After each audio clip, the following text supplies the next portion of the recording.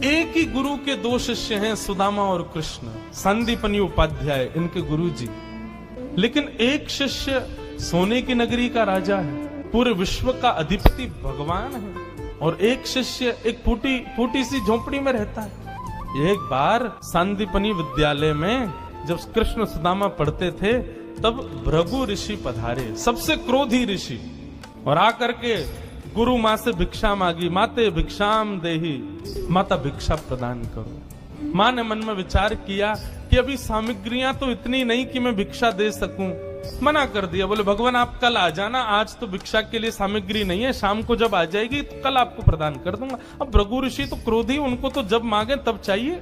नेत्र बंद करके उन्होंने ध्यान लगा करके देखा, क्या इतनी बड़े गुरुकुल की रसोई में कुछ भी नहीं है। तभी उन्होंने पाया कि वन जाने वाले बालकों के लिए पोटली में मैया ने चने रख रखे हैं, कि जो बालक वन में जाएंगे, पुष्प तोड़ के लाएंगे, लकड़ी तोड़ के लाएंगे, वो चने खा लेंगे वन में जाएंगे तो। उनके लिए चने रखे थे। भृगु ऋषि बोले बालकों की ज्यादा चिंता है, एक ऋषि द्वार पर आया उसकी चिंता नहीं है। थोड़ी दूर जाकर के अपने कमंडल के जल से श्रापित कर दिया, जो भी उन चनों को खाएगा वो लक्ष्मीहीन हो जाएगा, उसके जीवन से लक्ष्मी चली जाएगी, वो निर्धन हो जाएगा।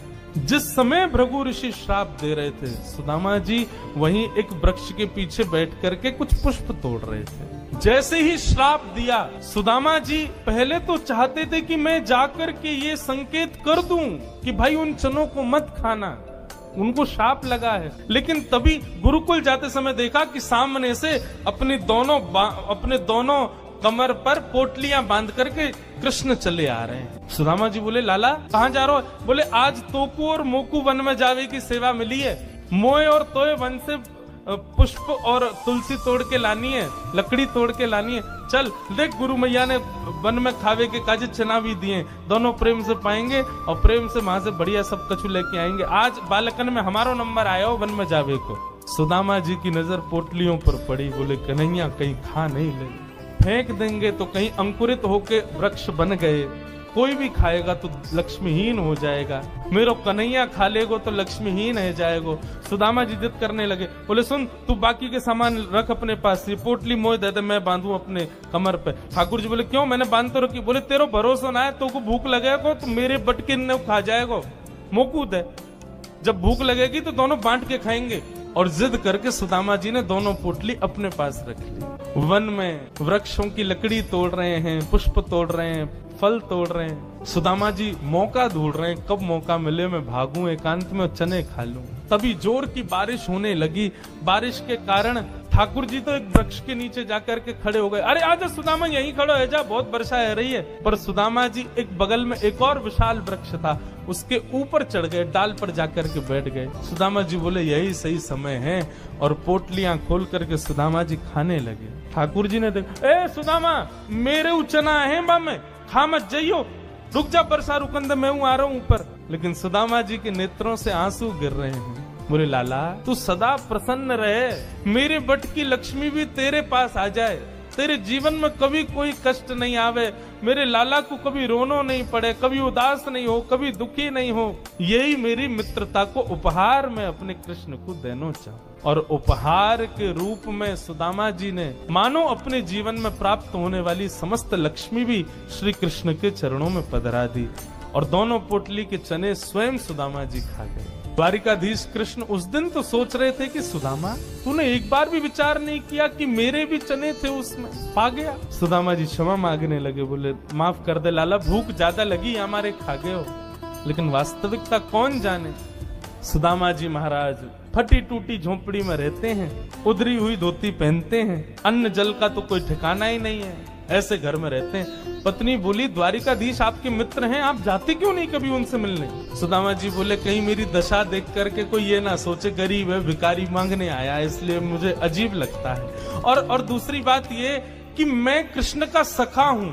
अब कृष्ण तो बढ़िया राजकीय वेश में रहता है, अब मैं ऐसे रहता हूँ, कोई मुझे देख करके कहीं ये ना सोचे ये कैसा सखा ठाकुर जी का, इसलिए मुझे लगता है कि मैं यहीं से ही उनको भज लूं, उनके पास ना जाऊं। सुदामा जी की पत्नी ने सौगंध दे दी, तुम्हें मेरी सौगंध है, जाओ द्वारिकाधीश से मिलके आओ।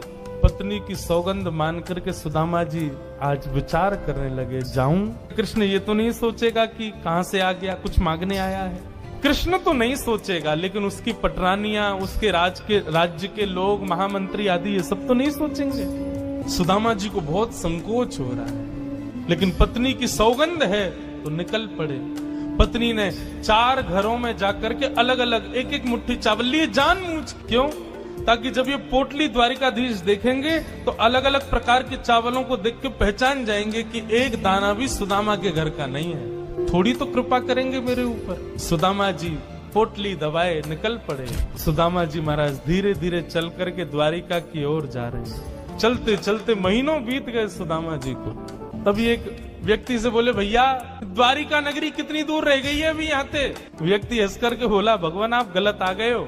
बोले गलत? कितनी दूर आ गए? बोले अभी आप कम से कम 50 कोस और पीछे जाओ, वहां से एक रास्ता मुड़ेगा, वो द्वारिका को जाता है, आप तो कहीं और पहुंच जाओगे अभी। सुदामा जी महाराज बोले, भले पधारे भैया द्वारिकाधीश। चलते चलते चलते मैं तो वैसे ही आधो और आधो है जाऊंगा, मुंह तो लगे मेरे प्राण ही निकल जाएंगे, मैं द्वारिका पहुंच ही ना पाऊंगा। अब लाला तू वैसे तो हमारे हृदय में बैठो है, चल के तो हम पता ना कब पहुंचेंगे, लेकिन लाला तेरी अगर इच्छा हो तो तू ही बुला ले अपने। और ऐसा कह के सुदामा जी वहीं एक वृक्ष के नीचे लेट गए। जैसे ही लेटे थोड़ी बहुत देर में ही उनको थोड़ी ध्वनि सुनाई देने लगी। नेत्र खोल करके देखा, सोने की नगरी है, चारों ओर जय श्री कृष्ण जय श्री कृष्ण जय श्री कृष्ण नाम की ध्वनि आ रही है। सुदामा जी महाराज थोड़े प्रसन्न हो गए। बोले भैया ये कौन सी नगरी है? किसी व्यक्ति से पूछा ये कौन सी नगरी है? बोले भगवान ये द्वारिकापुरी, मेरे कृष्ण मित्र की नगरी द्वारिका। बोले हाँ ये द्वारिकाधीश की नगरी द्वारिका। सुदामा जी तो नाचने लगे, जय हो वारे कन्हैया तेरी कृपा। भैया ये द्वारिकाधीश कहाँ बैठे होंगे? बोले सामने जो महल दिख रहा है इसी के राजा हैं द्वारिका, आप चले जाओ। सुदामा जी गए द्वारपालों से जाकर के बोले, भगवान मेरी फटी हुई धोती और मेरे पतले दुबले तन को देख करके आप ये मत सोचना मैं गरीब हूँ कुछ मांगने आया हूँ। पहले ही स्पष्ट कर दिया, मैं कृष्ण का सखा हूँ। हम दोनों एक साथ एक ही गुरुकुल में पढ़े हैं, नाम मेरा सुदामा है। आज अपने सखा से मिलने आया हूँ, आप कृपा करके उनको जाकर के ये बता दीजिए।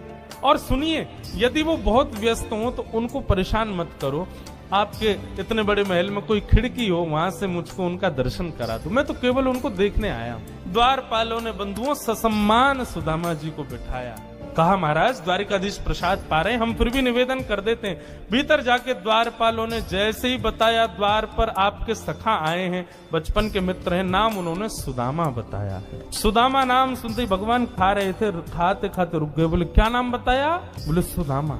मेरे बचपन के सखा सुदामा आए हैं बाहर? बोले हाँ नाथ सुदामा जी आए। आप प्रसाद पा लीजिए, हमने उनको कह दिया है आप जब निवृत्त हो जाएंगे तब दर्शन करें। भगवान बोले प्रसाद ये आवश्यक है, मेरे मित्र आए सखाए बाहर खड़े, तुम उनको बाहर ही छोड़ के आ गए। भगवान आज पहली बार बीच प्रसाद से उठ गए, दौड़े। महामंत्री, सेनापति, पत्नियां सब दौड़ रही हैं। ऐसा कौन आ गया जिसके लिए भोजन छोड़ के भागे?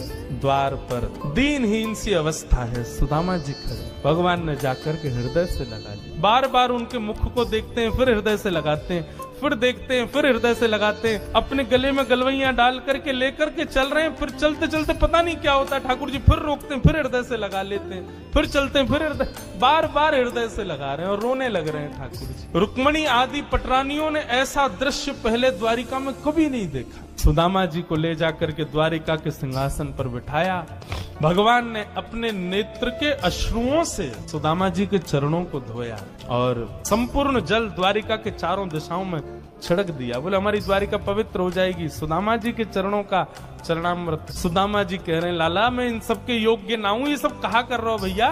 ठाकुर जी बोले आप किसके योग्य हो और कौन किसके योग्य? मुझसे बढ़िया कोई नहीं जानता, चुपचाप बैठे रहो, जो कर रहे हैं करने दो। जो लक्ष्मी सदा के लिए विहीन हो गई थी, उस वही लक्ष्मी आज सुदामा जी के चरण पहुंच रही है। भगवान की सुदामा जी की थोड़ी मैत्री चर्चा हुई। सुदामा जी से भगवान ने पूछा, सुदामा जी ब्याह ब्याह हो गए आपके? बोले हाँ लाला है क्यों ब्याह? बोले ब्याह कर लिया, हमको नहीं बुलाया। बोले लाला कर्जा लेके ब्याह कियो और वह ब्याह में भी सबन को भोजन करावे के चक्कर में मैं और तेरी भाभी तो भूखे ही रहे। 4 दिन बाद पड़ोसी ने आके भोजन दियो तब जाके तो पेट भरो। अब वहां में तो को बुलाते तो लाला तो पवानो तो बहुत दूर की बात, अब तू आते तो तेरे संग घोड़ा आते, सैनिक आते, इनको ही नहीं पवा पाते। ऐसे ब्याह में फिर हम कैसे बुलाते लाला? हमारे निमंत्रण नहीं दियो। मेरी छोड़ लाला तू बता तेने ब्याह कर लियो? भगवान बोले हमारे ब्याह की मत पूछो, जैसे आपका ब्याह बताने लायक नहीं ऐसे हमारे ब्याह भी बताने लायक नहीं। बोले नहीं नहीं लाला बता ब्याह भयो कि नहीं? भगवान बोले हो गया। अच्छा भाभी कहाँ है? चलो मिलवाएं भाभी से। बोले यहीं बुला? तो बोले नहीं बड़ी जगह चाहिए भाभी से मिलने के लिए। बोले क्यों? बोले अब चलो पता चल जाएगी। विशाल एक सभागृह था, सुधर्मा सभा, और उसमें महाराज असंख्य जहाँ तक देखो भगवान की पत्नियां खड़ी हैं, घूंघट सिर पर रखा है, इतनी सारी माताएं बहनें दूर दूर तक सिर दिख रहे हैं, लाल लाल साड़ी पहने भगवान की सब पत्नियां। सुदामा जी बोले द्वारिका की सब माताएं बहनें दर्शन करने आ गई महात्मा का। भगवान ने इशारा किया आओ एक एक करके सब प्रणाम करो। मैं रुक्मणी प्रणाम देवी चरसो भाग्यवती रहो, मैं जामवती प्रणाम देवी चरसो भाग्यवती रहो, मैं सत्यभामा प्रणाम देवी चरसो भाग्य, मैं कालिंदी प्रणाम देवी चरसो भाग्यवती रहो, मैं भद्रा, मैं लक्ष्मणा, सब प्रणाम करती हुई 500 पत्नियां प्रणाम कर गई भगवान की। जब 1000 पत्नियां प्रणाम कर गई, ठाकुर जी खड़े खड़े देख रहे थे। सुदामा जी बोले लाला यहाँ पे आइयो, कितनी और हैं अभी? भगवान बोले 16,108। अच्छा लाला ये सब अपनी है? भगवान बोले हाँ सब अपनी। वाह लाला तेने इतने सारे ब्याह किए, 16,108। अरे भैया हमें एक में ही बुला ले तो हम भी आ जाते मालपुआ खावे। हमने एक किया वहां में नहीं बुलाया, तू नाराज है क्यों? तेने इतने सारे के एक में ही बुला ले तो। ठाकुर जी बोले कितने ब्याहों में तो मैं भी नहीं गया था, मेरे बिना ही ब्याह है गयो, बिना दूल्हा के ही बारात चल गई। बोले लाला देख पतलो दुबलो सो में सुदामा 500,000 पत्नियां प्रणाम कर गई, मेरा तो अभी से बीपी हाई है गो। लाला 16,000 उनको आशीर्वाद दूंगा तो मुंह तो लगा मेरे प्राण ही निकल जाएंगे। एक काम कर, पत्नी तो 16,108 है, पति तो अकेलो तू ही है ना? बोले हाँ। एक काम कर तू मुंह को प्रणाम कर, मैं तू को आशीर्वाद दे दूं। योगाधीश दंडवत कर रहे हैं और सुदामा जी दोनों भुजा से आशीर्वाद दे रहे हैं। इस दृश्य को देख करके द्वारिका के लोग बलियां लेने लगे। जय हो, धन्य है हमारे द्वारिकाधीश। एक ब्राह्मण को कितना सम्मान देना चाहिए, द्वारिकाधीश से सीखो। अपने राज सिंहासन पर बैठा दिया, ये भी विचार नहीं कर रहे हैं कि मैं द्वारिकाधीश हूँ।